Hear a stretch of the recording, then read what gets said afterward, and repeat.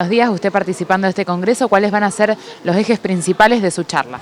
Bueno, mira, un poco el planteo de que yo creo que Francisco es una de las cabezas más lúcidas a nivel mundial que está dando cuenta de dos crisis que afectan a la humanidad en su conjunto, que es por una parte una crisis social y por otra parte la crisis ambiental, ¿no? Entonces, una crisis social donde se ha producido en los últimos 40 años un crecimiento exponencial del desempleo y la pobreza, que contrasta con un crecimiento también exponencial de la concentración y polarización de la riqueza. Vos pensás que en estos momentos el 1% de la población mundial concentra una riqueza equivalente a la del 50% de la población mundial. Y a su vez, lo que están planteando el Programa de Naciones Unidas para el Desarrollo es que el 20% de la población, que son unos 1.200 millones de personas, que son los grupos económicos y las clases medias altas de los distintos países, concentran el 95,5% de la riqueza. Y el 80% restante, que son 6.500 millones de personas más o menos, se reparten el 4% de la riqueza. Y esto tiende a incrementarse porque los modelos neoliberales quieren apagar el fuego echando nafta, es decir, precarización laboral, más desempleo, baja de jubilaciones, etc. Y esto está generando una crisis de sobreproducción por carencia de demanda, que es lo que está llevando a estas confrontaciones entre Estados Unidos y China, etcétera, etcétera. Y esto realmente tiende a ser muy grave porque los grupos dominantes consideran de ese 80%, un 50% vive con menos de $5 diarios, es decir, está en pobreza. Un 20% está inmediatamente por encima de la línea de pobreza.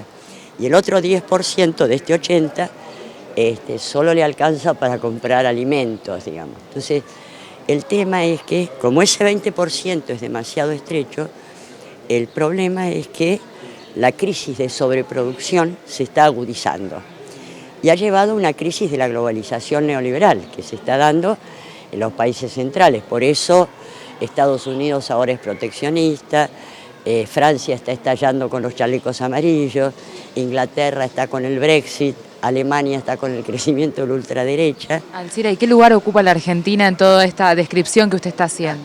La Argentina ha sufrido desde la dictadura militar hasta acá un proceso de saqueo y destrucción productiva que no ha sufrido ningún país que no haya tenido una guerra en su territorio.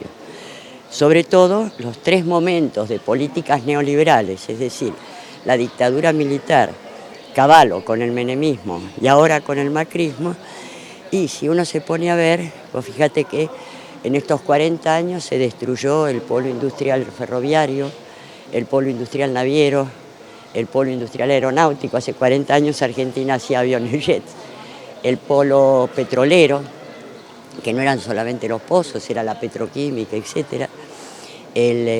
Fabricaciones militares, se destruyó el Sistema Nacional de Ferrocarriles, se desarticuló la flota mercante y fluvial, se deterioró dramáticamente el sistema educativo público, que había dado 3 premios Nobel en ciencias, y esto llevó, te diría, a una situación de crisis y el problema de la deuda. Se pagaron 540.000 millones de dólares en concepto de una deuda que fue fraudulenta y nunca llegó, más la estatización de la deuda privada. Se perdieron 420.000 millones de dólares más en concepto de renta petrolera y 200.000 millones de dólares más como consecuencia de fletes por la destrucción de la flota mercante. Esto es una situación gravísima, que en términos sociales también se manifestó. Vos pensás que el 90% de los trabajadores estaban cubiertos con obras sociales y en blanco. Ahora tenés el 46%. Más de la mitad está precarizado, en negro, terciarizado, desocupado. ¿Qué perspectivas de trabajo en esto que vos describías justo acá a lo último y en este contexto general del que estás hablando? Bueno, precisamente el gran desafío de la Argentina es recomponer su sistema. Entonces yo creo que hay dos ejes principales, o sea, reconstituir por una parte el sector ferroviario, o sea, la industria ferroviaria y el Sistema Nacional de Ferrocarriles, es una locura. Eso te genera decenas de miles de puestos de trabajo legítimos en la industria central, en las industrias proveedoras, en el servicio de ferrocarriles, en la recuperación de los pueblos fantasmas y en la dinamización de las economías regionales. Es decir, es una industria multiplicadora. La otra industria multiplicadora es la naviera. Tenés que reconstruir la flota mercante y fluvial, que es una barbaridad, sos un país exportador.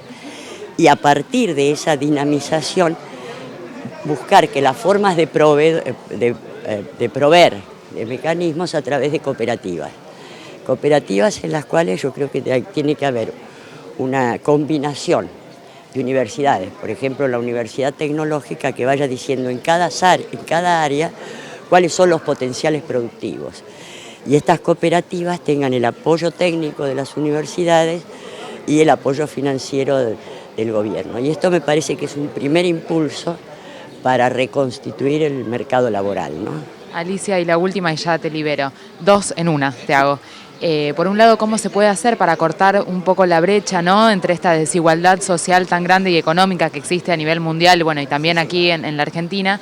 Y por otro lado, ¿qué valoración haces de la situación actual que está atravesando el país puntualmente en estos meses, no últimos meses que le quedan al gobierno de Mauricio Macri, bueno, el posible cambio de gobierno y esta especie de transición que se está? Bueno, es que lo que te señalaba, fue el tercer gran saqueo que sufre la Argentina, porque acá fue un modelo económico que permitió ganancias descomunales a los bancos, a los capitales financieros especulativos, a las petroleras, a los agronegocios y algunas áreas a las distribuidoras de energía, a los peajes, es decir, bancos y capitales financieros especulativos y sectores vinculados al presidente y a sus amigos. Por ejemplo, se habla de corrupción.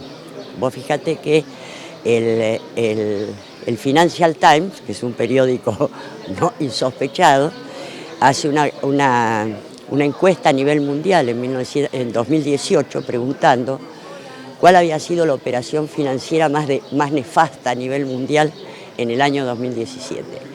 El 70% de los lectores votaron que habían sido el bono a 100 años tomado por Luis Caputo con un 8% anual en dólares. La tasa de interés está al 2%. Pero después salen los Paradise Papers, que son la continuidad de los Panama Papers, y ahí se revela que uno de los fondos de inversión especulativos de los paraísos fiscales más beneficiados con ese bono delirante es Noctua Partners, fundado por el señor Luis Caputo. Digo, estos son los niveles de saqueo descomunales. Es más, vos fíjate que el Fondo Monetario, ¿cómo será de Falco? Que el Fondo Monetario, para dar el crédito, puso como condición que lo desplazaran a Luis Caputo. Esto es lo que hay que frenar verdaderamente. El tema es que se ha sufrido un saqueo descomunal, lo mismo con el sector energético y las distribuidoras de energía, el señor Mindlin y Lewis de Sur o Nicolás Caputo de Nor han sacado ganancias extraordinarias con el aumento de las tarifas. Entonces, esto ha sido devastador verdaderamente.